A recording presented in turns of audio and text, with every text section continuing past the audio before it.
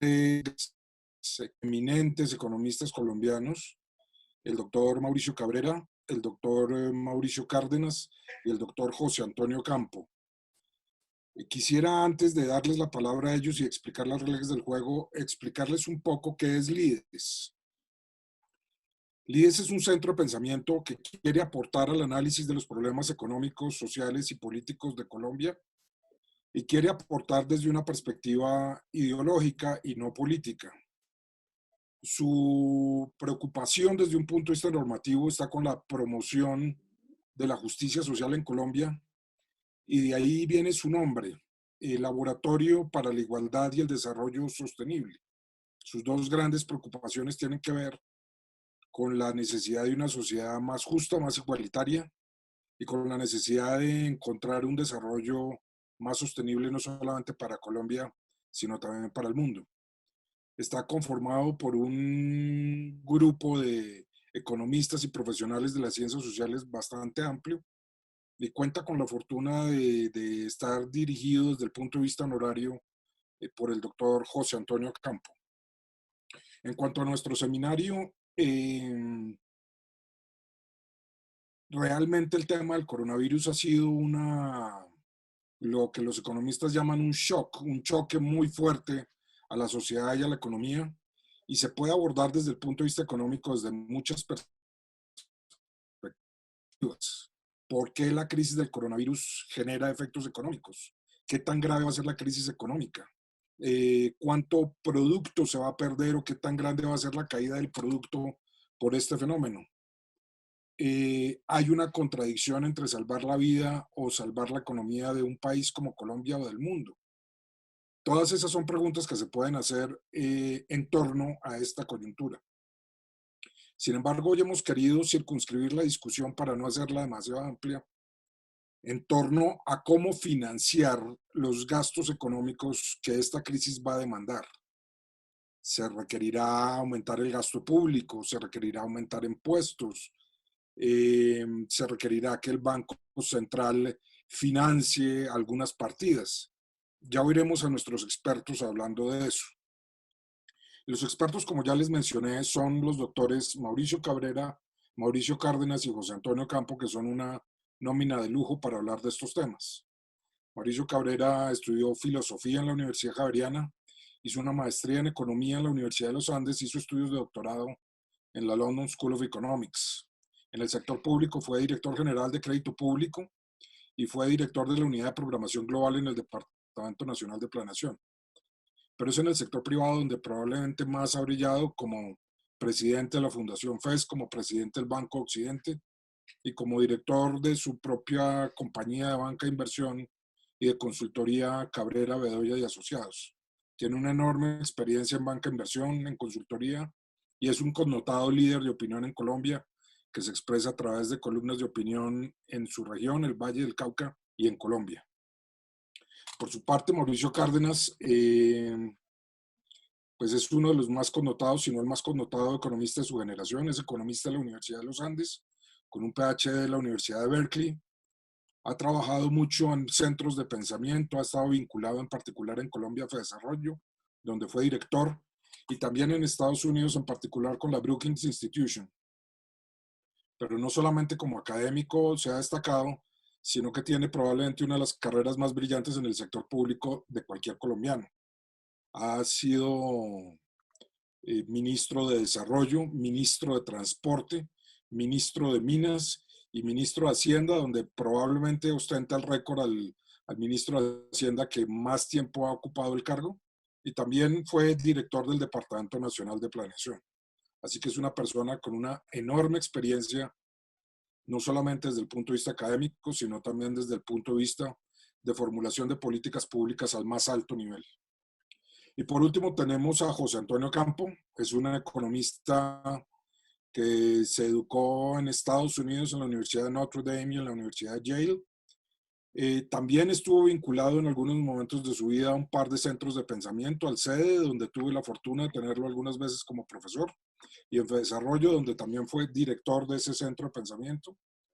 En el sector público fue ministro de Agricultura, director del Departamento Nacional de Planeación, ministro de Hacienda, codirector del Banco hace no mucho tiempo, probablemente en el plano de los organismos internacionales donde ha brillado más, no solamente como secretario ejecutivo de la Comisión Económica para América Latina, la CEPAL, en Santiago de Chile, sino también como secretario general adjunto de Asuntos Económicos y Sociales de la Organización de las Naciones Unidas.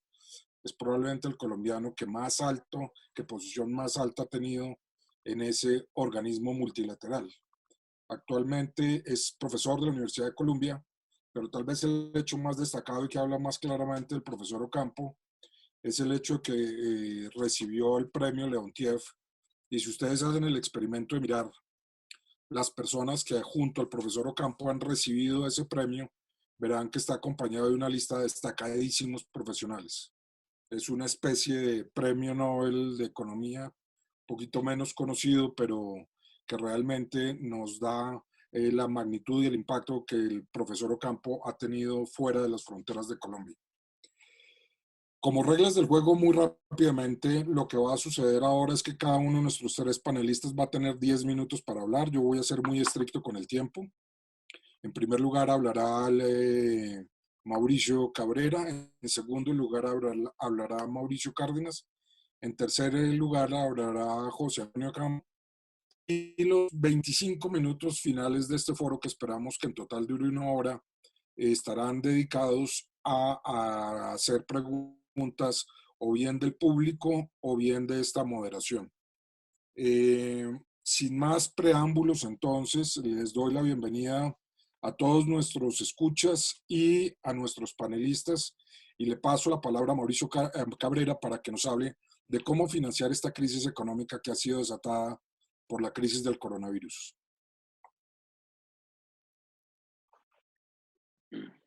Muchas gracias, Daniel, por esta presentación tan elogiosa. Yo realmente me siento un poco jugando en Liga de Mayores aquí con dos exministros, con esa hoja de vida tan brillante que usted ha expuesto.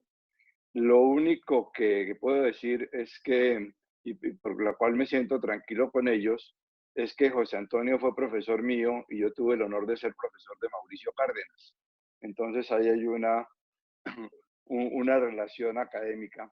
Bueno, ya he compartido una pequeña presentación, son 6 diapositivas y quiero pasar muy rápidamente para responder a la pregunta que usted nos ha planteado, ¿cómo financiar la protección del empleo y la economía? Como decías, no vamos a hablar en cómo se va a usar la plata, esa es una discusión que merecería otros 2 seminarios, sino cómo se puede financiar. Y aquí si podemos ir adelantando la presentación. Entonces, voy a referirme a cuatro puntos. Perdón. ¿Cuál es el tamaño del hueco fiscal? Si se puede financiar con impuestos, con créditos externos o créditos del Banco de la República. Sobre el tamaño de la plata que se necesita, que es la siguiente diapositiva, hay unas 27 estimaciones. Ninguna de esas es verdad, pero ninguna es falsa, porque nadie sabe exactamente cuánto puede gastarse, cuánto puede necesitarse. Depende de la decisión política de los gobiernos, de la tasa de contagio y de la duración del encierro. Les estoy mostrando un cuadro del Banco Mundial sobre lo que han prometido dedicar los gobiernos de América Latina para enfrentar esta crisis.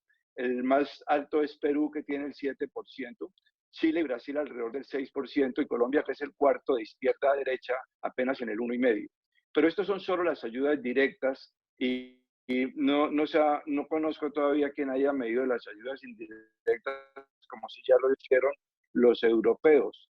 Y cuando uno ve el monto de las ayudas que están sucediendo en Europa, que es la siguiente cuadro, podemos ver que en los países hay ayudas directas que llegan hasta el 21% en el caso de Alemania, 14% en el caso de Italia, y así. Y además de eso, que son las ayudas directas de los gobiernos, hay ayudas indirectas como garantías, préstamos de los bancos centrales, etcétera, con los cuales se puede llegar a una cifra tan impresionante como el 39% del PIB.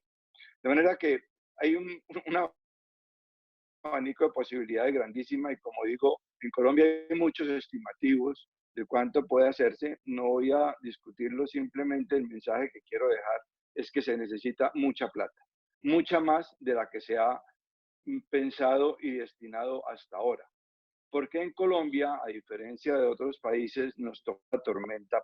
Además del virus, llegaron vientos del norte, vientos del este, vientos del oeste, vientos del sur, y nos tocó la tormenta perfecta, que son varios los elementos. Primero, nos agarró esta crisis con un sistema de salud debilitado, con hospitales casi quebrados, con unas deudas enormes del FONSIGA, etcétera, y se estima que unos 7, 8 billones de pesos se necesitan. Si podemos pasar a la siguiente diapositiva, unos 7, 8 billones de pesos se necesitan para sanear el sector de salud, específicamente los hospitales, que son indispensables para el manejo de la crisis. Segundo, todas las medidas de las cuales ya se han anunciado algunas de protección del ingreso de la población en los tres grupos, los pobres, los vulnerables, los independientes. ANIF, por ejemplo, simplemente es un estimativo, calcula que esto puede requerir unos 12,5 billones de pesos. En la protección del empleo y las empresas, el mismo ANIF calcula que puede ser unos 14,5 billones de pesos. Esto es específicamente relacionado con la crisis, pero el otro viento, el otro huracán que nos llegó es el precio del petróleo. También se sabe que va a ser un hueco muy grande. Simplemente como referencia les digo que Ecopetrol en el año pasado aportó 20 billones de pesos al presupuesto nacional entre impuestos y dividendos y 5 billones como regalías. Esta plata, por supuesto, el año y el año entrante va prácticamente a desaparecer. No llega a cero, pero sí va a ser mucho más pequeño. Y finalmente, no sé qué pasó con la presentación, si ustedes la están viendo. Finalmente está el tema de la caída del recaudo. Es la otra cosa que nos va a agrandar el hueco fiscal, porque evidentemente en la medida en que hay menos crecimiento económico, va a haber menos recaudo de IVA, va a haber menos utilidades de las empresas y va a haber menos impuestos. El propio director de la DIAN estimó que este año podía haber un menor recaudo de 6 billones de pesos y el año entrante unos 20 billones de pesos. Esos son algunos estimativos que se han hecho, por ejemplo, del profesor Garay. La conclusión es que dependiendo de las decisiones del gobierno y hasta dónde se quiera llegar, se va a necesitar una cifra que puede ser entre el 5 y el 10% del PIB, que será un aumento del déficit fiscal. Es una cifra enorme. Colombia nunca había enfrentado una crisis de este tamaño en, en toda su historia económica. ¿Cómo se financia esto? Aquí vienen entonces varias posibilidades. La primera son impuestos. Y impuestos tarde o temprano habrá que subirlos. Es ineludible. Por ahora se puede financiar con deuda, pero a la larga habrá que pagar. Es claro que este año no se puede hacer una reforma tributaria. Esto sería como hacerle una sangría a un anémico. Un impuesto va a ser mucho más recesivo y nuevos impuestos y ahondarían la crisis. Sí se necesita pensar que el año entrante una reforma tributaria estructural, la que hemos venido posponiendo tanto tiempo. Mauricio Cárdenas, cuando ministro, convocó una comisión de expertos que presentó un estudio muy completo, una reforma que elimine todos los beneficios tributarios y cumpla los principios constitucionales de equidad, eficiencia y progresividad. Sin embargo, sí hay una cosa a nivel de impuestos que se puede hacer inmediatamente. Parte del hueco fiscal que hay son los beneficios tributarios que se concedieron en la ley de crecimiento económico del año pasado. El mismo Ministerio de Hacienda estima que eso va a afectar el recaudo en 9,4 billones de pesos. La devolución del IVA por compras de capital, 6,5 billones. La devolución del ICA, 1,6 billones. Y la reducción de tarifas a personas jurídicas, 1,3 billones de pesos. Hemos propuesto desde el IDES que estos beneficios tributarios se aplacen por lo menos 2 años para hacer menos grave el hueco fiscal el año entrante. También ha surgido la idea, la misma alcaldesa de Bogotá la planteó, de volver al impuesto al patrimonio, que siempre se ha usado en épocas de crisis, y sí tiene una ventaja, porque dado que afecta a las personas de más altos ingresos, a ellos no les afectaría el consumo por el nivel en que están, de manera que no sería recesivo. Entonces, tenemos algunas posibilidades pequeñas en el frente tributario, pero como dijo el ministro de Hacienda, frente a esta crisis, no hay otra alternativa distinta que endeudarse, que aumentar la deuda pública. Entonces, veamos las fuentes de deuda, que son el mercado interno y el mercado externo. Los créditos externos primero. Para que tengamos una idea, hoy la deuda pública colombiana vale unos 75 billones de pesos. De esos 25 dólares, perdón, 20 billones con mundial y 40 billones con bancos, con bonos, perdón, emisores de bonos. Y el servicio de la deuda este año son 2.6 billones de dólares y el año entrante 5.6 billones. Ideal sería poder financiar toda la plata que necesitamos con deuda externa, entre unos 18 o 20 billones de dólares. Sin embargo, es una cuantía que no se alcanza a conseguir. Primero, porque el mercado de bonos, que ha sido muy atractivo para Colombia, en este momento no hay apetito, hay una fuga de capitales de los países emergentes y sería muy costoso por el aumento que ha habido del riesgo país. Con las multilaterales sí debemos buscar créditos, pero dado que el saldo con ellas total de deuda que hemos contratado en toda la 4 billones, pensar crecer 80% no es realista, no es realista. Pues deberíamos poder conseguir con ellos unos 2, 3 billones de dólares, 1.000 millones de dólares. Una opción que hay que descartar, y hay que decirlo porque se oyen voces de eso, es que declaremos una moratoria de pagos. Si se hace eso, Colombia pagará las consecuencias durante los próximos 50 años. De esa hay que descartar. Queda una cosa que espero que Mauricio nos explique ahora, es la posibilidad de la línea de crédito del Fondo Monetario por 10.800 millones de dólares. Esto cubriría la mitad de los requerimientos que necesitamos. Sin embargo, el entendido que yo he tenido y que le he oído, por ejemplo, al presidente Santos, es que esta línea es únicamente para créditos de balanza de pagos al Banco de la República y no sirve para financiar gasto público, por ejemplo, para hospital o para ayuda de ingresos a la población vulnerable. De manera que hay un interrogante que yo me gustaría, si Mauricio se refiere a eso, nos aclara si es posible que haya utilizar esa línea de crédito. ¿Cuáles son las posibilidades del mercado? Es financiarse con TES o con los bancos. El gobierno ya ha conseguido algo, 12 billones de pesos con el Foro de Estabilización Petrolera. Esto está en dólares y pesos, y 2 billones de pesos con el Fondo de Pensiones Territoriales. Esta sí es una figura de contable simplemente, porque con esa plata hoy está en TES, es decir, que ya financió el gobierno. Entonces, el POMPET va a salir a vender esos TES, lo compran los bancos y le dan esa plata al gobierno. Y los bancos seguramente lo van a comprar con la plata que les da el Banco de la República, o sea que va a ser emisión monetaria. Y la otra financiación grande que consiguió el gobierno la semana pasada son 9,5 billones de pesos de una inversión forzosa que le impuso a los bancos. Lo que pasa es que el día anterior el Banco de la República le había liberado a los bancos, bajándoles el encaje, les había liberado 9.5 billones de pesos.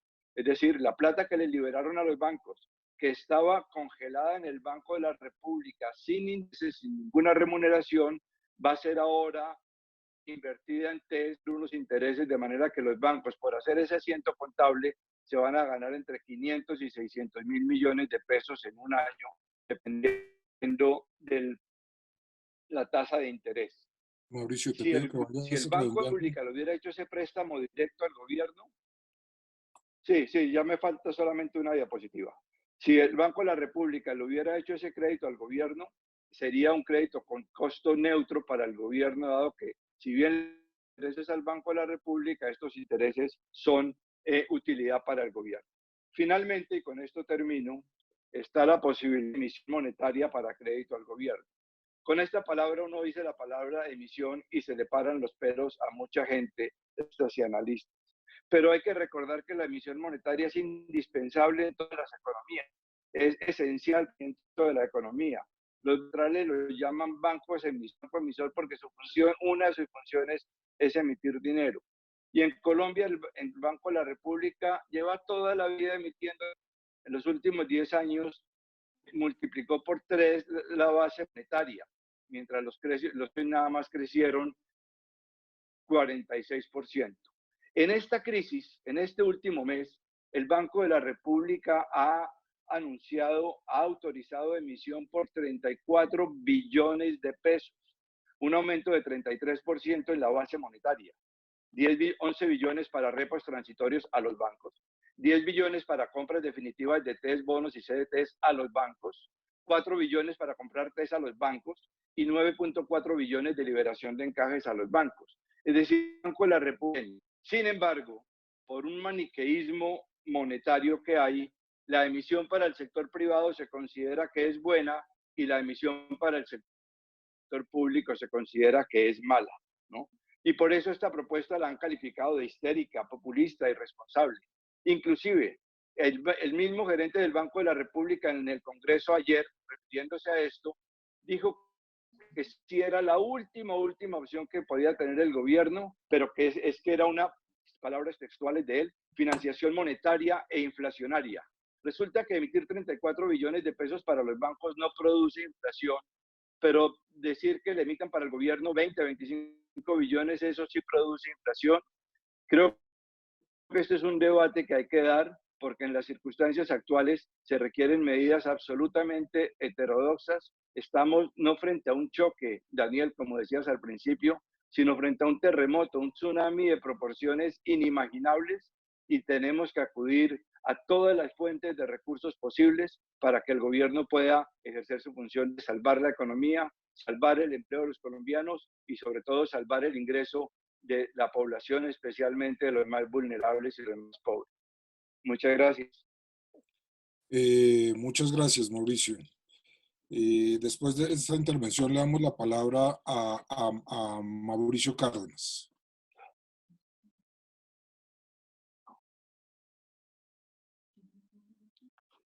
Mauricio, no escuchamos. Perdón, ya. Les decía que muy buenas noches a todos. Me siento muy complacido de estar acá. Muchas gracias, Daniel, por sus palabras de introducción, muy amables. Estoy obviamente muy honrado de estar en compañía de José Antonio Campo y de Mauricio Cabrera, dos grandes profesores míos y dos personas que respeto muchísimo. De manera que voy a tratar de ser un poco breve. Claro que cada vez que uno dice eso se gasta los 10 minutos, pero voy a ser deliberado en tratar de ahorrar un poco de tiempo porque creo que el diálogo y la conversación y sobre todo si hay preguntas de quienes nos están viendo, pues sería magnífico. A ver, además mucho ya lo planteó Mauricio, las cifras son las mismas, es decir, no hay que repetirlas. Esta conversación está enfocada en dos preguntas, el cuánto y el cómo. El cuánto es cuánto va a costar este plan de choque y de estímulo fiscal. Es decir, cuál es el déficit fiscal adicional que va a tener el gobierno este año. Y el cómo es cómo lo vamos a financiar, de dónde va a salir la plata. Entonces, tratemos de separar las dos preguntas. El cuánto hasta el momento va en que el Comité de la Regla Fiscal, que se reunió la semana pasada, le autorizó preliminarmente al gobierno un déficit adicional de 27 billones de pesos. No cerró la conversación. ¿Por qué? Porque el Comité de la Regla Fiscal, con buen criterio, en mi opinión, le dijo, mire, esperemos a ver realmente qué va a pasar con el crecimiento de la economía colombiana este año. Hagan otros ejercicios, hagan otras proyecciones, porque si la economía, en vez de caer un 2%, que es lo que se está pensando más o menos en consenso en este momento, cae 5% o cae 7%, la misma regla fiscal automáticamente le da más espacio al gobierno, le da, digamos, la posibilidad de tener un mayor déficit. Entonces yo diría que el mayor déficit es como mínimo 27 billones de pesos. Ya esa cifra, digamos, la reveló y la comunicó el Comité de la Regla Fiscal, pero seguramente va a ser más. Seguramente va a ser 30, 31, 32 billones de pesos. Si la situación, digamos, se agrava mucho, pues la misma regla de manera automática le permite al gobierno tener un déficit más alto. Pero estamos hablando de 3% del PIB. No estamos hablando del 5, del 6, de lo que está haciendo Chile, Perú, ni estamos hablando del 10% del PIB, que es lo que está haciendo Estados Unidos. Estamos hablando de una respuesta en el rango medio de las respuestas fiscales que hay hoy en el mundo.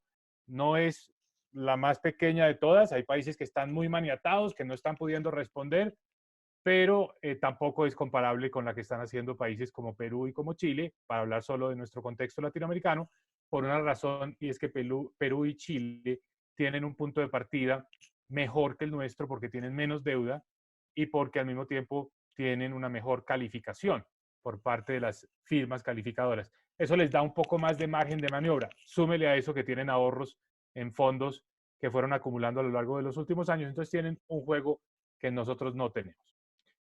3% ¿será suficiente? ¿Cansará para las necesidades?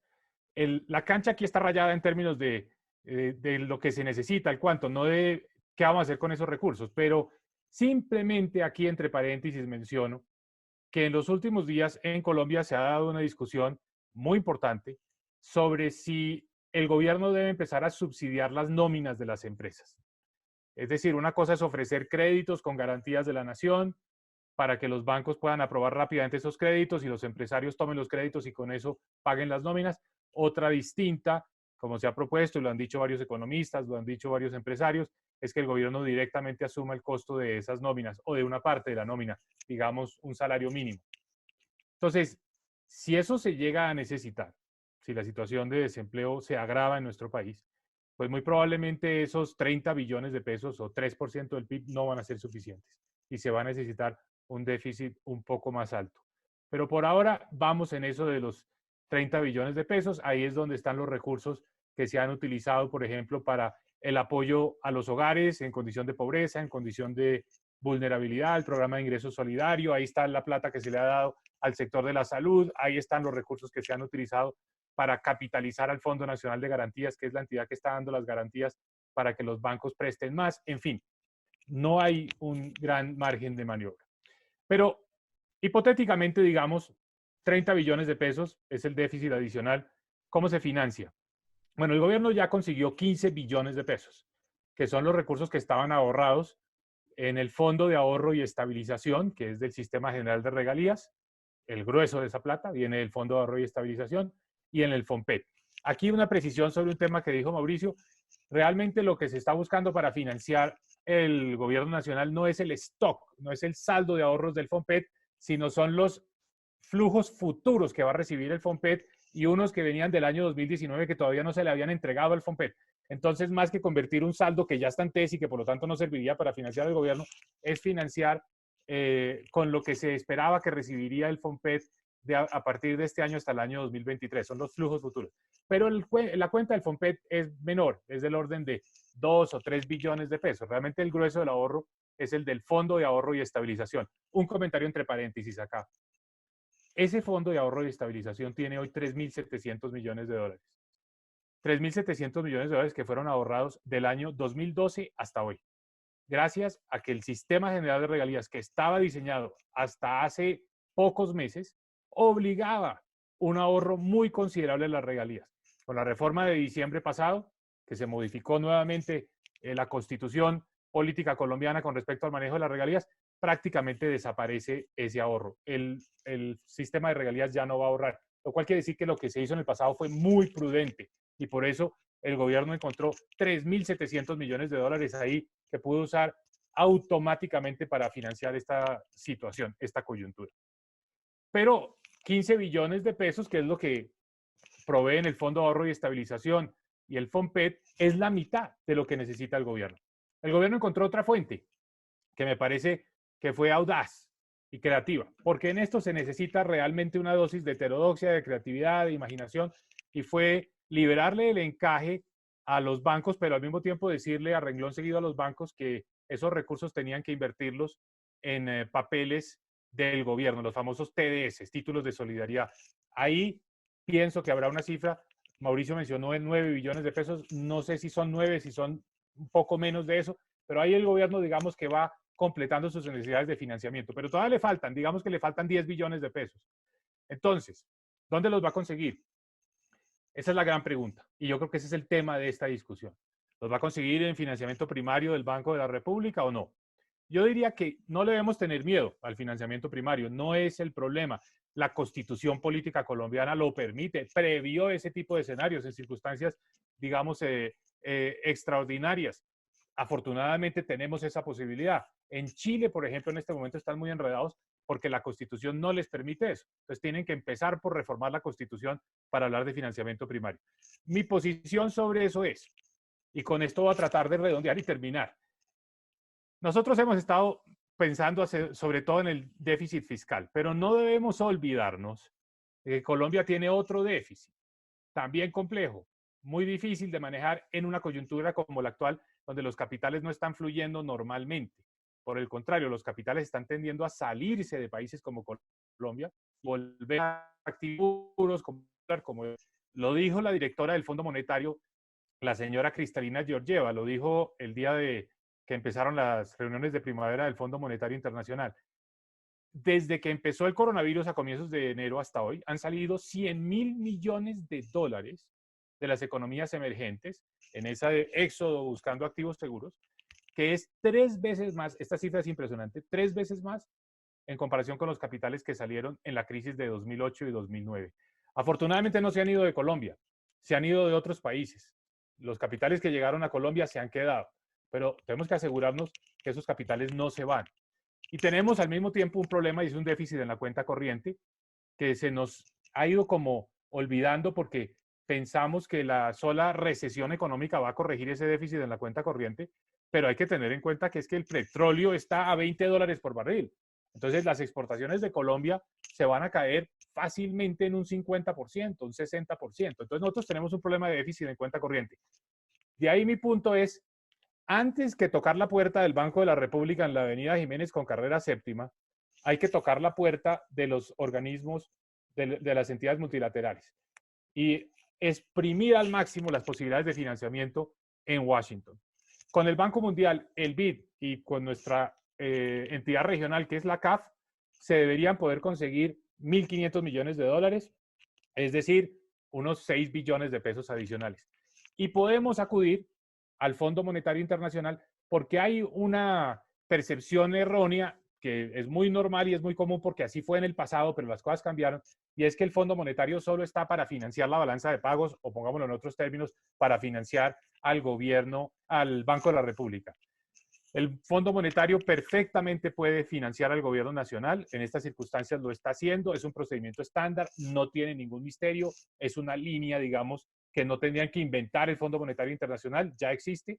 Y yo personalmente me sentiría más tranquilo que ese financiamiento del gobierno fuera en dólares porque nos ayuda a financiar el déficit de la cuenta corriente. De lo contrario, tendríamos que hacer un ajuste, una recesión todavía más fuerte para cerrar ese déficit de la cuenta corriente. Me da más tranquilidad pensar que ese financiamiento pueda venir de Washington, pero no es porque considere que el financiamiento primario es inflacionario. No veo ningún problema inflacionario con el financiamiento primario. Simplemente que me parece más prudente en este momento tratar de matar 2 pájaros con un solo tiro. El financiamiento del gobierno y el financiamiento externo que necesita la economía colombiana. Nadie más va a proveer ese financiamiento externo.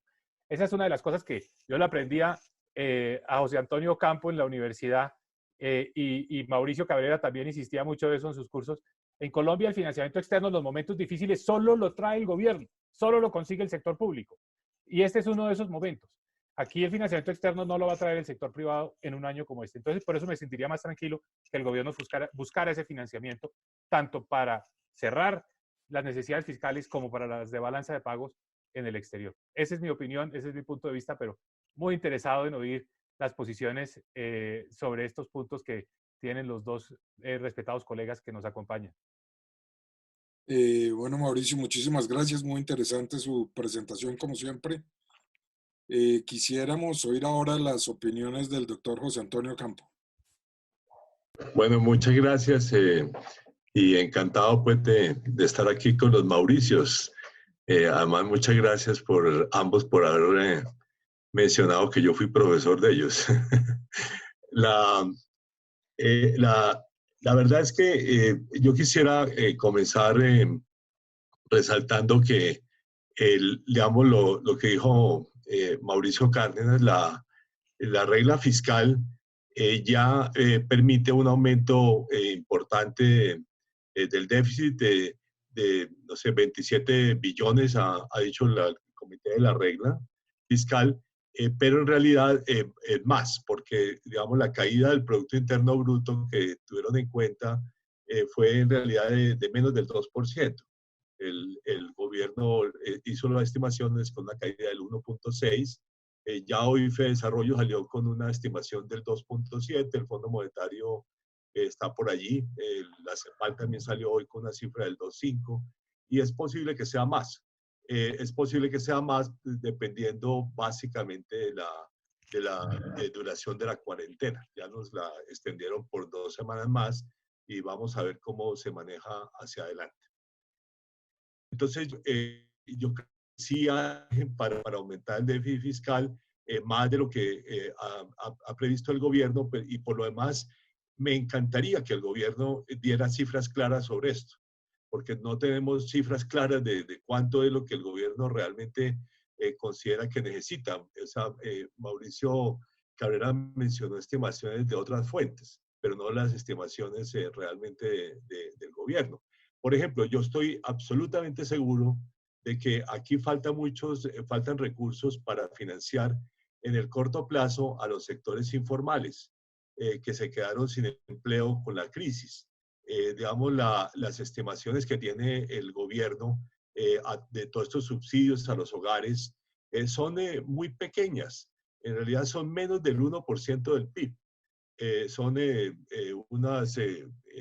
unos 4 billones de pesos, 6 billones de pesos, dependiendo de la duración de la crisis. Eso es como la mitad de un punto del PIB. Y yo creo que se necesitan más. Yo, de hecho, hice una propuesta de que hubiera un subsidio de medio salario mínimo para 8 millones de hogares. Y creo que cuesta más o menos el 1% del PIB y sería mucho más razonable. Y más adelante, me parece que el gobierno va a tener que tener unos programas de subsidio al empleo. No creo que en el corto plazo deba subsidiar las nóminas como se ha venido planteando, pero vamos a tener que tener unos programas de subsidio al empleo durante la recuperación. De hecho, la estimación de FEDesarrollo hoy de que es que el desempleo puede subir al 16 o incluso al 19%. O sea, estamos hablando de cosas muy serias y por lo tanto, digamos, yo preferiría utilizar el futuro de la plata cuando ya estemos en la recuperación para subsidiar programas de empleo, incluso programas ahí sí por ejemplo, medio salario mínimo para algunas empresas que aumenten el empleo. En fin, esa es entonces yo creo que ahí faltan unos recursos importantes que habrá que tener en cuenta. Digamos, las fuentes. Hay que tener en cuenta que en Colombia el sector público se ha venido financiando a través del sector privado por ya varios años y se ha hecho básicamente a través de emisiones de bonos en el mercado internacional, pero sobre todo de la entrada de capitales de portafolio que vienen a comprar TES a Colombia. Y ahí pues el riesgo, en primer lugar, como ya lo dijo también Mauricio Cárdenas, esos capitales han dejado de entrar. En el caso colombiano, aparentemente no han salido, que tendremos que ver con nuevas cifras sobre la materia, pero ya todos los organismos, incluyendo el Fondo Monetario, han dicho que estamos en la peor salida de capitales de portafolio de la historia de las economías como las nuestras. Por lo tanto, digamos, esas fuentes de financiamiento ya no van a funcionar. Entonces, la pregunta es, ¿cuáles otras? Entonces, el crédito externo. Sí, el crédito externo realmente es lo preferible en estas circunstancias. Ahora, las fuentes de bancos multilaterales pues dan, qué sé yo, 1.500 o 2.000 millones de dólares a lo sumo, que es una cifra insuficiente. Los recursos del Fondo Monetario. La línea que tenemos hoy en día, que la línea de crédito flexible que se contrató hace 10 años y que se ha venido renovando año por año, está a punto, digamos, de ser aprobada de nuevo por el Fondo Monetario. Y sí, creo que existe la posibilidad, como dice Mauricio Cárdenas, de utilizarla fiscalmente. Y si no, hay otras líneas del Fondo Monetario que sí se pueden utilizar fiscalmente, pero lo lógico sería utilizar esa línea de crédito, al menos parcialmente también para este propósito. ¿Qué podemos pensar del Banco de la República? Para comenzar, el Banco de la República ya financió al gobierno nacional indirectamente, porque, digamos, la rebaja de encajes que hizo, acompañada por la decisión que tuvo el gobierno después de utilizarla para esos títulos de solidaridad, es una financiación indirecta del Banco de la República, o sea, es emitir para los bancos, para que los bancos se compren títulos de deuda pública. Y de hecho, pues como yo mismo lo comenté y ya lo mencionó Mauricio Cabrera, me pareció una forma un poco, voy a decir, un poco no la mejor, digamos, para hacer esa operación. Hubiera sido mejor que el Banco de la República hubiera comprado esos 9 billones y medio de títulos de solidaridad. ¿Por qué? Porque cuando el Banco de la República tiene un título del gobierno, digamos, el gobierno le paga unos intereses al Banco de la República, pero esos intereses se vuelven a su vez utilidades del Banco de la República que se le devuelven al gobierno. Por lo tanto, los títulos del gobierno que compra el Banco de la República tienen un costo cero para el gobierno. Entonces, me parece mucho más apropiado haberlo hecho de esa manera y no haberle dado 500 o 600 mil millones de pesos a los bancos como intereses sobre esos títulos. Creo que fue un error haberlo hecho así, hubiera sido mucho mejor haberle hecho ya un crédito de ese tipo. Y uno podría pensar, y eso vamos a verlo, depende, yo diría, básicamente del financiamiento externo adicional que se consiga. Uno puede pensar en que el Banco de la República no le dé un crédito directo al gobierno, aunque dicho sea de paso, varios bancos, ahora el Banco de Inglaterra, que es el papá de los bancos centrales del mundo, ya está dándole crédito directo al gobierno de Inglaterra. Entonces uno podría pensar pero yo preferiría, y lo que he dicho es que el Banco de la República pueda comprar títulos del gobierno, pero en el mercado primario, no solamente en el mercado secundario. En otras palabras, se los compra directamente. Ya el año pasado, de hecho, en la Junta del Banco de la República aprobamos una compra directa de dólares al gobierno. Y la regla fue básicamente que uno tiene que seguir las reglas de los precios del mercado, pero no tiene que ir al mercado. Es decir, por ejemplo, el gobierno ha tenido que ir a vender los dólares y entonces el Banco de la República haber comprado esos dólares. Fue mucho más fácil hacerlo directamente. Y es lo mismo que yo propongo que, por lo menos en parte, se piense hacer con el Banco de la República. En vez de comprar 2, 4 billones de pesos que ya están programados en el mercado secundario, lo compra en el mercado primario. Y así no tiene un efecto sobre el mercado de títulos de TES, y podría ser mucho mayor esa cifra para, digamos, apoyar el financiamiento del gobierno en esas circunstancias. Se dice, el gerente del Banco de la República dijo, no, es una situación de última instancia, pero caramba, y con esto termino, si esta crisis no es de última instancia para una intervención, no sé qué crisis es de última instancia. Muchas gracias. Bueno, muchísimas gracias, José Antonio. Quiero recordarles a todos que pueden enviar sus preguntas a través de Facebook, pueden entrar a Facebook y enviar sus preguntas. Ya nos están llegando algunas. Yo para comenzar quisiera, a mi modo de ver, destacar algunos puntos en común y algunas diferencias que noté en las intervenciones de los panelistas. Pareciera ser que hay un acuerdo, por lo menos así lo manifestaron Mauricio Cárdenas y José Antonio Campo, en que no es necesario en esta coyuntura aumentar el gasto público vía una ruptura de la regla fiscal. Aparentemente la regla fiscal y sus fórmulas de salida permiten aumentar el gasto público manteniendo esa fórmula de disciplina fiscal. Pareciera haber un acuerdo entre todos los panelistas en la importancia de la financiación externa. Pero sí pareciera haber diferencias en cuanto al énfasis en la financiación externa. Los tres han reconocido que son importantes, que es importante esa financiación, pero por lo menos Mauricio Cabrera y José Antonio Campo parecen sugerir que sí sería importante pensar en mecanismos de financiación monetaria.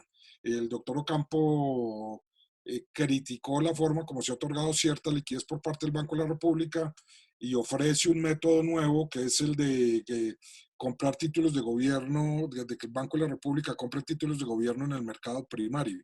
Mauricio Cárdenas, en cambio, parece un poquito más, no descara la necesidad de una financiación monetaria por parte del Banco de la República, pero pone el énfasis más bien en una financiación externa que ayuda a financiar lo que los economistas llaman el gemelo, el y el déficit del sector externo. Entonces, parecería ser que él hace más énfasis, digamos, en apelar a las fuentes multilaterales que podrían proveer algunos de los recursos que hacen falta.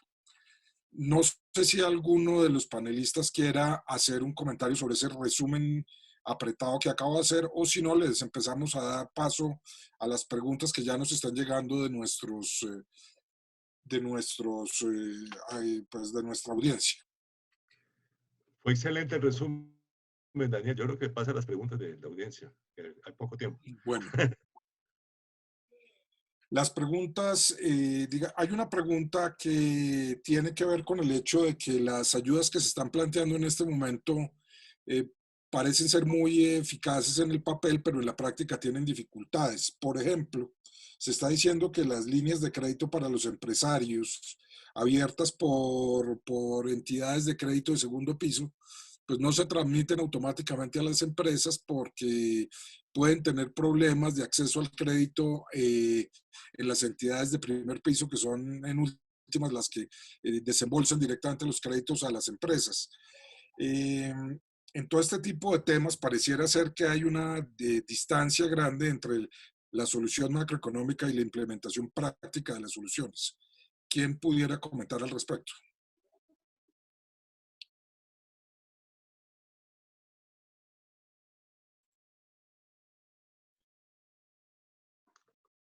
Mauricio, abre el micrófono, por favor. Ya, ¿me oyen? El canal de crédito no está funcionando ni rápido ni eficiente y las líneas de crédito que se han creado no están llegando a las empresas. Por eso yo hoy he propuesto que el gobierno tiene que entrar a financiar directamente la nómina. Y ahí es la diferencia tal vez con Mauricio Cárdenas en la cuantía. Yo creo que esto no va a ser suficiente con 3% del PIB. El gobierno tiene que financiar la nómina. Esto cada mes que subsidiar la nómina puede valer un 1% del PIB.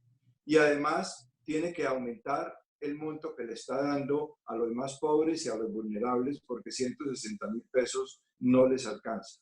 Estas dos cosas van a llevar a que aumente la necesidad de recursos y por eso es que, aunque estoy de acuerdo que el ideal es el crédito externo, es la otra señal, pero el otro punto que quiero mencionar, ese tiene un problema adicional y es la demora.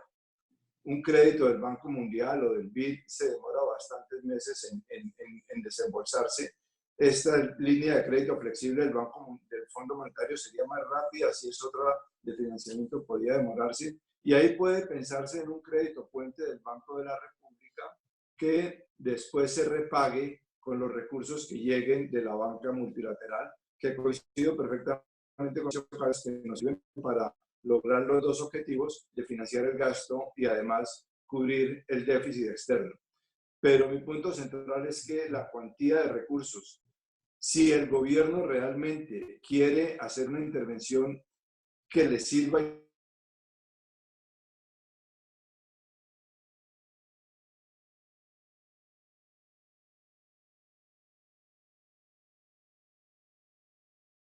Bien, quisiera comentarles que en este momento tenemos casi 1000 conectados a nuestra conferencia. Nuestra conferencia también estará disponible en YouTube y en nuestras redes, en Instagram, Lides Colombia, y en Twitter, Colombia Lides. Voy a dar paso a otras preguntas del público que están muy interesantes. Por ejemplo, alguien nos pregunta, ¿cuáles serán las principales fuentes de financiamiento posterior a la pandemia para el pago de la deuda que se acumularía durante la recesión? ¿Cuál será el choque de la pandemia a mediano plazo de los tributos? Básicamente lo que nos están preguntando es, está muy bien que nos financiemos en el corto plazo con endeudamiento, quizás endeudamiento externo, pero eso no se traducirá en el futuro en un incremento de impuestos. Bueno, yo contesto, yo creo que, bueno, ya digamos, desde el IDES hemos propuesto que haya que se posterguen los beneficios de la reforma tributaria del año pasado. Ya Mauricio Cabrera habló al respecto, digamos, creo que esa es una mínima propuesta, digamos, en esta materia. Pero, digamos, yo sí apoyo, en primer lugar, la necesidad, va a ser necesario una reforma tributaria estructural que tiene que hacerse básicamente eliminando beneficios tributarios en forma bastante amplia, que fue de hecho la propuesta que hizo la Comisión de Reforma Tributaria de Fedesarrollo que contrató Mauricio Cárdenas como ministro de Hacienda. Esa fue la propuesta y creo que esa es la mejor forma de proceder. Y yo también estoy de acuerdo de que restablezcamos un impuesto al patrimonio de las personas naturales en forma más amplia. Yo nunca entendí, para ser sincero, por qué ese impuesto que pagábamos en el pasado en Colombia se eliminó. Creo que es un impuesto que es altamente progresivo y se debe restablecer. Lo que es absolutamente claro es que mi prioridad, o sea, eso no es para hacerlo este año, por supuesto, en medio de la crisis, pero el nivel de endeudamiento público de Colombia no era bajo. Por eso, como lo dijo Mauricio Cárdenas, Perú y Chile, que tienen niveles de deuda pública más bajos, tienen más margen hoy en día del que tiene Colombia. Y vamos a estar aumentando en forma significativa la deuda pública con el programa que hay que hacer para manejar la crisis. Entonces, sí va a haber que hacer una reforma tributaria estructural importante.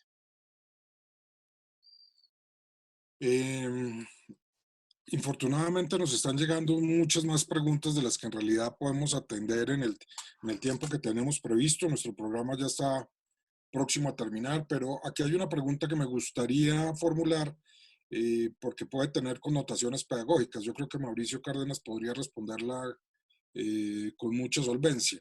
¿Cómo afectaría a la economía el usar un porcentaje de las reservas internacionales para aumentar la inversión social en la actualidad?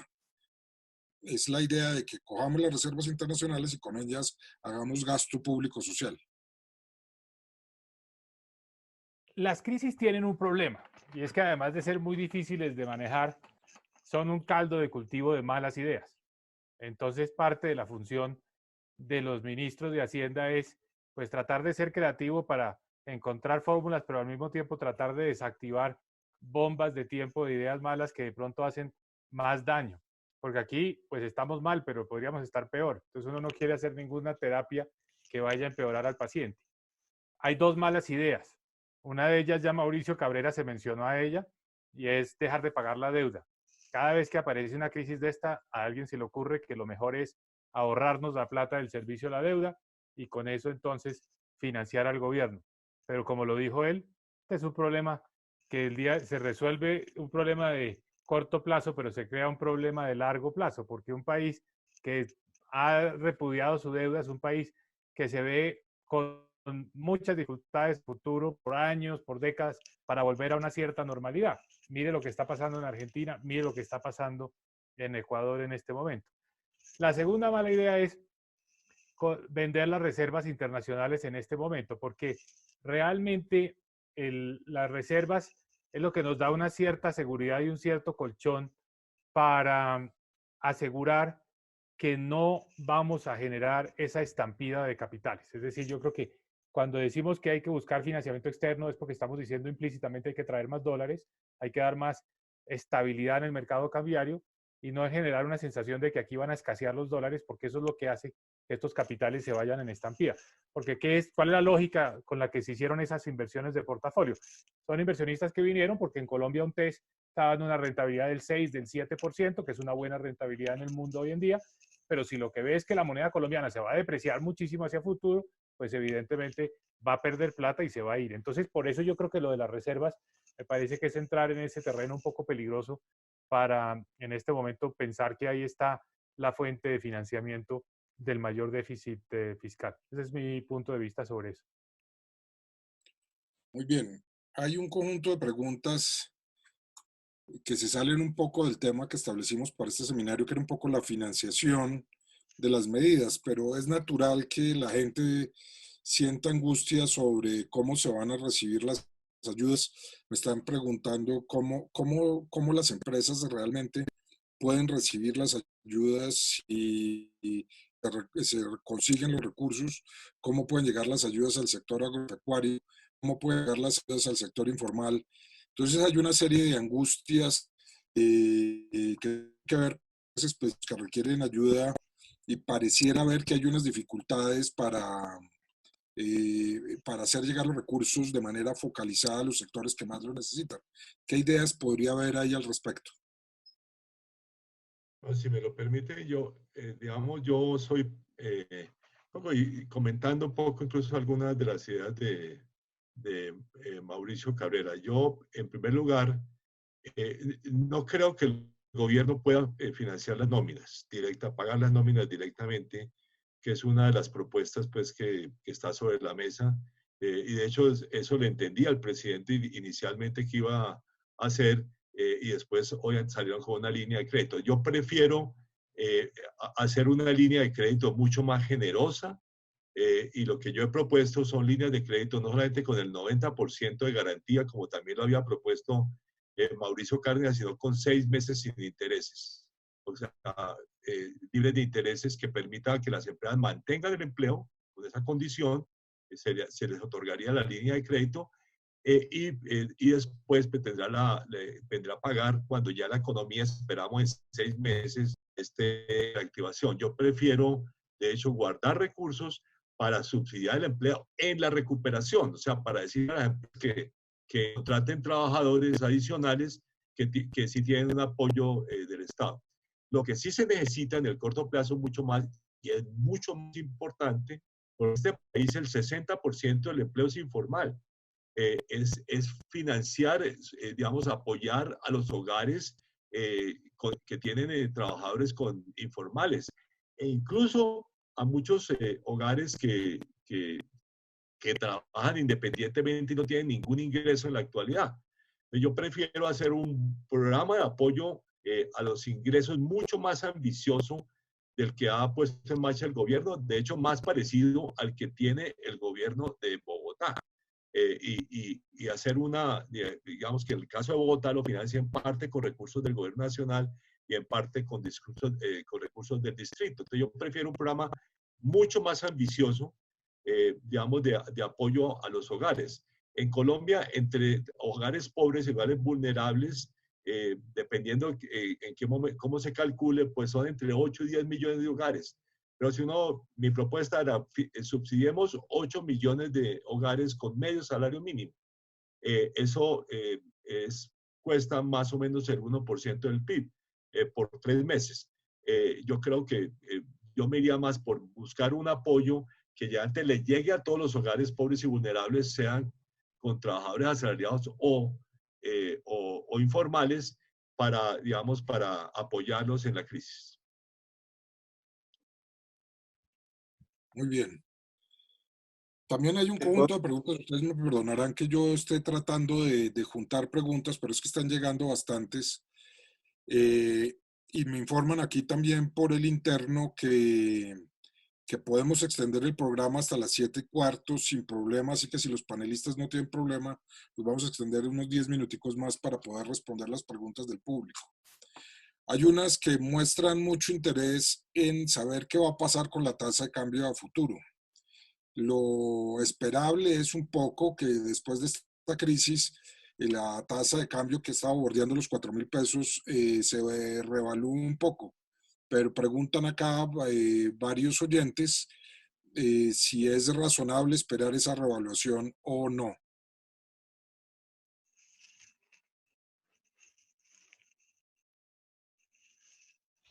Creo que... Contesta, yo contesto. Yo a esas preguntas yo acostumbro responderlas tirando una moneda. Si sale cara, se revalúa, si sale sello, no. Y con ese método tengo el 50% de probabilidad de acertar, que es más alto que el de muchos modelos. La verdad, aquí es muy complicado predecir eso porque La devaluación del peso no tiene nada, tiene muy poco que ver con el coronavirus. Es mucho relacionado con la caída del precio del petróleo. Y lo que vimos ayer y hoy en el precio del petróleo es una situación inimaginable. Los productores de Estados Unidos estaban pagando para que se les llevaran el petróleo. Los futuros están un poco más altos, pero realmente la recuperación de la demanda de combustibles y petróleo va a ser lenta. De manera que sí apuntan los analistas a decir que el precio del petróleo se va a mantener en el rango de $30 por bastante tiempo, lo cual quiere decir que no habría una tendencia o algo que impulsara una revaluación muy grande del peso. Personalmente creo que no hay tampoco razones para que suba mucho más porque ya fueron los capitales principales que se iban a ir. Pero yo no esperaría que volviéramos a niveles de 3.400, 3.300 pesos como teníamos al principio del año. Me parece que eso es muy difícil. A mí, si me lo permite, a mí me gusta el dólar alto. Y por una razón muy simple, el problema estructural más grande que tiene la economía colombiana es hacernos menos dependientes del petróleo. Y desde el punto, digamos, en el corto plazo, en la balanza comercial no importa mucho porque no hay importaciones, hay una rebaja, una caída de importaciones, pero cuando comience la reactivación y comience a aumentar las importaciones, vamos a tener un déficit comercial mayor. Entonces, para nosotros, digamos, hacernos menos dependientes del petróleo es absolutamente esencial.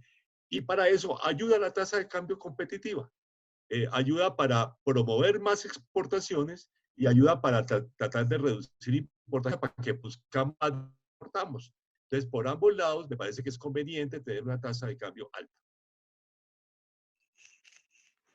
¿Quiere que le dé mi opinión? ¿O Por pasamos a favor. otro tema? No, podemos pasar a otro tema. No. Es decir, no tengo mucho que añadir. Tal vez le pondría un matiz un poco a lo que dijo Mauricio Cabrera en el sentido de, esta es la nueva normalidad, esta es la nueva realidad. Dólar a 4.000 pesos. No nos imaginemos que el dólar va a volver a 3.400 o 3.500, no. Pero no tenemos asegurado que el dólar se vaya a quedar acá. Si no manejamos bien esta crisis, si cometemos errores en el manejo de esta crisis, temas como los que estábamos hablando, que se nos desfinancie el déficit de la cuenta corriente, si cometemos errores, por ejemplo, si los mercados no reciben bien un aumento muy fuerte del déficit fiscal, si tenemos un problema de perder el grado de inversiones y si no manejamos bien esta coyuntura, el dólar puede subir más. Pero si la manejamos bien, yo diría que 4.000 es como el nuevo equilibrio, entre otras cosas porque el precio del petróleo se va a demorar mucho tiempo en recuperarse. Entonces, yo pienso que las personas que están haciendo esa pregunta, pues lo mejor que pueden hacer es proyectar este nivel actual como parte de lo que es nuestra nueva realidad. Como parte de su respuesta, Mauricio, una serie de preguntas nos están llegando que tienen que ver con el hecho de que si aquí se está proponiendo que es necesario aumentar la deuda externa o la deuda en general, eso no está aumentando el riesgo de que nuestra calificación se deteriore, que las calificadoras de riesgo nos pongan en un grado especulativo, o qué tenemos que hacer para evitar eso. Esa es una muy buena pregunta.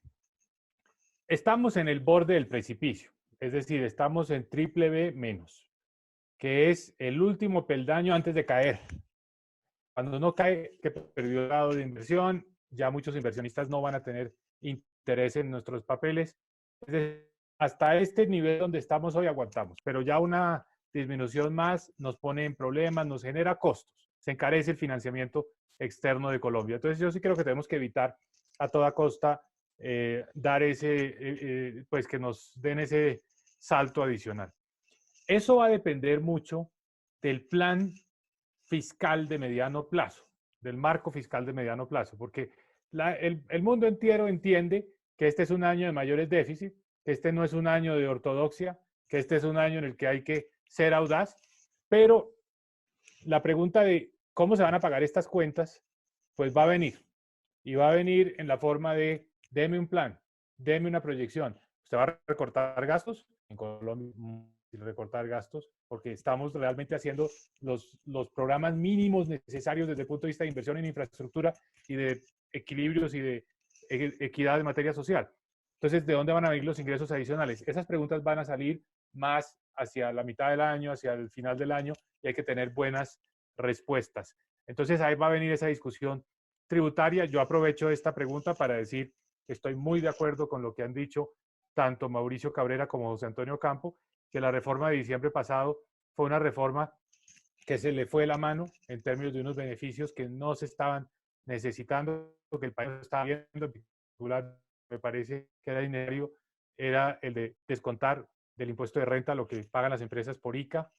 Ahí lo que había que hacer era reformar el ICA, que es un mal impuesto, pero esa sola decisión en el 2022 va a costar cerca de 8 billones de pesos. Entonces, es el tipo de cosas que hay que corregir. De manera que, para contestar su pregunta, vamos a necesitar un plan muy serio de búsqueda otra vez de una situación mucho más sólida fiscalmente. Como dijo un amigo, ex colega mexicano, me dijo, mire, frente a esta crisis, la gente está diciendo en la calle en México, hacer lo que se deba, así se deba todo lo que se haga. Entonces, por ahora tenemos que endeudarnos, pero tenemos también que empezar a pensar en cómo se van a pagar esas deudas. Muy bien, quisiera decirles que en este momento, a través de la página de Facebook y de nuestro medio aliado, La Línea del Medio, tenemos más de 1.200 conectados. Quisiera decirles que ustedes pueden tener acceso a esto a través de YouTube más adelante y pueden visitar siempre nuestras redes en Instagram, Lides Colombia, y en Twitter, Colombia Lides. Ya para ir terminando, hay un conjunto de preguntas que tampoco me aguanto las ganas de formularles. Vienen desde dos perspectivas distintas. En una nos preguntan si en crisis anteriores una forma de salvar las empresas en crisis, sobre todo el sector financiero, era nacionalizarlas. ¿Existe la posibilidad de que se nacionalicen empresas del sector real si entran en quiebra? Esa es una variante de la pregunta. El otro extremo de la pregunta es, ¿abre esta situación la posibilidad de que empresas públicas sean vendidas, como por ejemplo vender Ecopetrol como un mecanismo de financiación? Si me permiten, yo diría a lo segundo ciertamente que no. Pero a lo primero yo ya he hecho una propuesta. Yo creo que como está ocurriendo ya en otros países, hay que pensar en salvar a las empresas estratégicas. Entonces yo he propuesto que que la Financiera de Desarrollo Nacional capitalice a empresas que se consideren estratégicas, que son, yo diría, las de aviación, algunas que pueden ser de servicios públicos, quizá otras de transporte, todas empresas muy afectadas por la crisis. Y más aún, creo que también podría crearse unos fondos de inversión en los que también invirtiera la Financiera de Desarrollo Nacional, en la cual se capitalicen empresas de un poco de menor tamaño, pero que se consideren interesantes.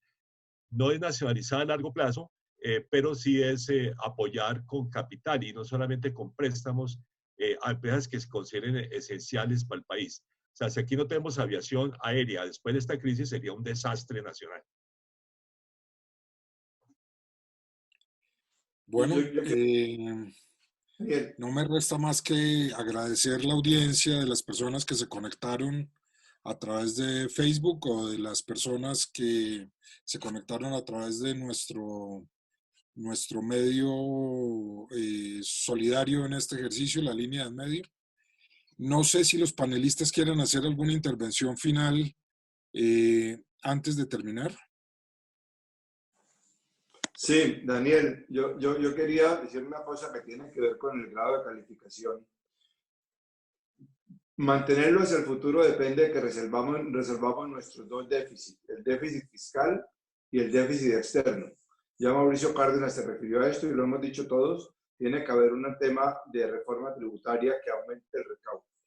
Y en cuanto al déficit externo, aquí hay una cosa que yo quiero plantear, porque es un debate que debemos dar en el país. Es muy grande y las perspectivas de aumentar las exportaciones colombianas en el corto y mediano plazo son muy escasas. porque la demanda mundial no va a ser buena para nuestras exportaciones. De manera que, curiosamente, la forma de cerrar ese déficit va a ser más promoviendo la producción nacional y disminuyendo importaciones. Si quiere, alguien podría decir que estamos volviendo al viejo modelo cepalino de sustitución de importaciones.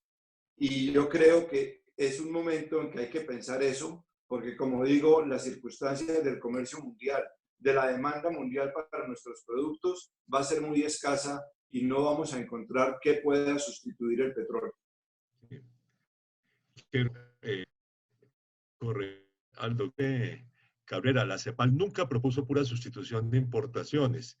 Siempre propuso combinar promoción de exportaciones, diversificación de exportaciones con sustitución de importaciones donde sea competitivo. Entonces yo creo que ese es el modelo para el sector externo colombiano.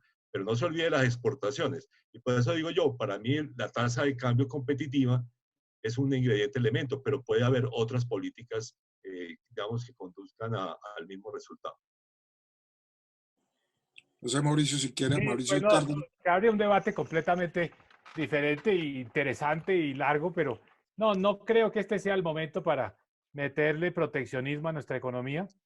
El precio del dólar da una señal inequívoca de que las importaciones se van a encarecer. Va a ser mucho más atractivo producir en Colombia que importar, y la tasa de cambio también va a dar una señal a los exportadores. Entonces, eso nos debe ayudar. Y por supuesto, esto no es suficiente, hay que complementarlo con una gran cantidad de actividades, digamos, en materia de desarrollo productivo, empezando por la misma infraestructura. De manera que, pues yo diría que la señal de precio va a ser muy potente para tratar de estimular la sustitución de importaciones y la promoción de exportaciones, que son los dos objetivos simultáneos. Sin tiempo haría un comentario adicional, pero creo que ya estamos abusando de la hora porque nos fuimos más de las 7:15. Pues, Mauricio, yo tengo la tentación de decirle que lo tome, porque creo que en este momento la audiencia sigue No, creciendo y... yo iba a decir esto. Yo creo que muchas personas se conectaron a esta conferencia pensando un poco en el tema de la financiación primaria del gobierno, de si estábamos de acuerdo, en fin, yo creo que ahí hay un cierto nivel de matiz, de primero busquemos lo externo, de pronto Mauricio Cabrera insiste un poco en que esta figura es una figura que se puede utilizar y que seguramente va a ser necesaria, en fin. Yo quisiera simplemente decir que el gobierno ya lo hizo. Antes de nosotros dar esta conversación, el gobierno ya hizo eso. La figura que se estableció la semana pasada, que es la de quitarle los encajes a los bancos o reducir los encajes a los bancos, como que los bancos puedan sacar plata del Banco de la República, se la llevan para sus cuentas, pero automáticamente y a renglón seguido, el gobierno le dijo, usted con esa plata venga y me compra estos papeles que se llaman TDS, títulos de solidaridad. Pero ahí no termina la cuenta. El hilo va más lejos. El Banco de la República le va a comprar esos papeles a los bancos. Es decir, los TDS van a acabar en el balance del Banco de la República. O sea que los intereses que paga el gobierno sobre esos papeles le van a llegar es al Banco de la República, que era un poco la preocupación que tenía Mauricio Cabrera. No, esos intereses van a ser ingresos del gobierno también en algún momento, un año después, cuando se liquiden las utilidades, porque los papeles van a quedar en el balance del Banco de la República.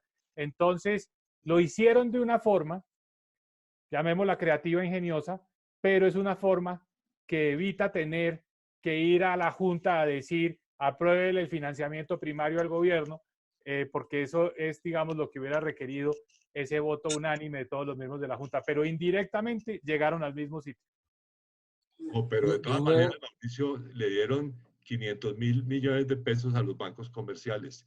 No, hay más liquidez. Por muchos caminos hay más liquidez para los bancos, pero digo yo, en esa figura específica de los TDS, pues, financiando al gobierno. por eso yo decía, ya hicieron, indirectamente el Banco de la República ya está financiando al gobierno a través de esa figura. Sí, exacto. Pero digamos, la diferencia es que si lo hubieran hecho comprando directamente esos títulos, el gobierno se hubiera ahorrado 500.000 millones de pesos.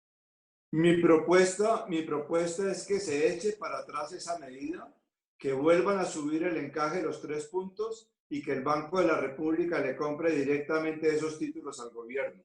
En este momento ahorrarse 500.000 millones de pesos al año es mucha plata y es mucho lo que se puede hacer con eso para ayudar a todos los gastos y necesidades que tiene el gobierno. Pero donde yo quiero que ustedes muy respetuosamente reflexionen, es que si los 500.000 millones de pesos son los intereses sobre esos papeles, que es lo que intuyo que ustedes están diciendo, esos intereses los va a recibir el tenedor de esos papeles, que será el Banco de la República. Pero entonces los bancos van a tener más plata para dar créditos o comprar otros títulos que igual le van a dar los intereses a los bancos, Mauricio. Pues van a tener liquidez O para sea, dar de más todas maneras le crédito. dieron 500 mil No, es de lo millones que de se pesos a trata los todo bancos. de reducir el encaje que uno va de dar créditos en este momento para apoyar la tesis tuya de que en esta coyuntura, ante todo, hay que dar crédito para que las empresas tengan con qué sobreaguar y pasar este bache. Y yo coincido, y en este punto no lo desarrollamos suficientemente, que aquí no sabemos todo lo que viene. Aquí pueden venir unas necesidades fiscales muy grandes en la fase de reactivación y ahí va a ser muy importante estimular el empleo. Entonces yo estoy más en la línea de que en este momento el mecanismo de crédito a las empresas es el más importante, es el que se necesita hoy, porque es muy posible que más adelante tengamos que estimular la demanda fuertemente para volver a tener un ritmo de crecimiento aceptable. Mauricio, desafortunadamente eso es cierto en la teoría. En la práctica es muy difícil con el funcionamiento del sistema bancario, y no de Colombia, sino de todo el mundo. Fíjense, en Estados Unidos hicieron un programa para apoyar a las pequeñas y medianas industrias, y uno lee en toda la prensa, los líos que están teniendo son enormes, muy parecidos a los de acá. Son créditos que se han ido sobre todo a las grandes empresas, a las pequeñas y medianas les ha llegado muy poquito, ya se acabó la plata. El canal de crédito, repito, es un canal que no es muy eficiente para solucionar estos problemas. Y yo creo que en una situación de crisis como esta, el gobierno debe pensar o en créditos como no del 90%, sino del 100%, porque aún el 10% sin garantía le impide a los bancos y lleva a los bancos a tomar la decisión de no prestarle a algunas empresas. O hacer lo que hicieron en Dinamarca, en Inglaterra, que es que el gobierno financia directamente las nóminas. Yo creo que no nos debe dar miedo llegar a esa alternativa, que es mucho más eficiente para proteger el empleo, porque la financiación de las nóminas o la plata que le dan a las empresas está sujeta a que no despidan trabajadores. Yo no tengo la más mínima duda de que es más eficiente y más directo, resuelve el problema. Empresa que el gobierno le pague la nómina, pues empresa que no va a despedir trabajadores. El problema es que es mucho más costosa. Pero yo lo que sugiero en este punto, dada la hora, es que este es el debate más importante que hay en Colombia en este momento. Realmente más que el tema del financiamiento del déficit, de si el financiamiento del Banco de la República o no, realmente es cómo evitar que aumente el desempleo. Ese es el tema más importante que hay. Y aquí hay dos tesis, la tesis del crédito, la tesis del subsidio al empleo, en fin. Yo lo que sugiero es que el IDES haga otro foro sobre esa materia, porque hay gente que ha estado opinando con buenos argumentos y creo que no hay todavía una visión, digamos, como de consenso sobre esa materia. Yo creo que a la hora, Mauricio, vamos a tener que seguir su consejo. No es este el último evento que queremos realizar, todo lo contrario, queremos mantenernos activos en las redes sociales. Recuerden, en Instagram estamos como Lides Colombia, @Lides Colombia, y en Twitter estamos como @ColombiaLides. Síganos buscando en las redes sociales, porque la intención de este centro de pensamiento, de este laboratorio de ideas, es seguir discutiendo con altura los temas fundamentales para el desarrollo sostenible de Colombia, para la promoción de la igualdad y de la justicia social, a un nivel técnico de lo mejor que se puede conseguir en Colombia. Yo quisiera agradecerles a todas las personas que se conectaron a esta transmisión, a toda la audiencia, y quisiera pues también naturalmente agradecerles a los 3 panelistas de lujo con los que contamos hoy. Como dice Mauricio Cárdenas, vemos una cierta homogeneidad de ideas en lo general, pero cuando uno entra en los detalles empiezan a aparecer unos matices y unas preguntas de fondo, y nos quedaron unas preguntas de fondo sin resolver, como la que él plantea, que es cómo evitar que esta situación se traduzca en un aumento masivo del desempleo. En todos estos temas estaremos pensando. Esperamos que el IDES haga unos aportes muy importantes a la discusión seria en Colombia. Así que gracias a los panelistas, gracias a nuestro medio gemelo, La Línea del Medio, que nos contribuyó con la difusión, y también quisiera agradecer a Red Paz, que también nos ayudó con la difusión, y gracias a toda la audiencia. Nos veremos en una próxima oportunidad. Síganos en las redes sociales. Muchísimas gracias. Muchas gracias a ustedes. Muchas gracias y buenas noches. Gracias, Daniel.